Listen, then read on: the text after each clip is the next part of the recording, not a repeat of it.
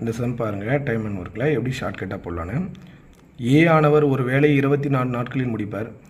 B ஆனவர் ஏவை விட 50% கூடுதல் திறமை வாய்ந்தவர் எனில் பி ஆனவர் அந்த வேலையை முடிக்க ஆகும் காலம் என்னன்னு கேட்குறாங்க.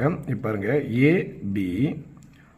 ஏ வந்து 100%, ஏவை விட பி வந்து கூடுதலாக 50%, அப்போ 150% பங்கு. 100 பங்கு வேலையை ஏ முடிக்கிறாருன்னா அதை விட 50% கூடுதல்னா அப்போ 150. இப்போ இது என்ன பண்ணோம், 100 நாள் வேலை 100% வேலையை ஏ வந்து எத்தனை நாளில் முடிக்கிறாங்க, 24 நாளில் முடிக்கிறாங்க.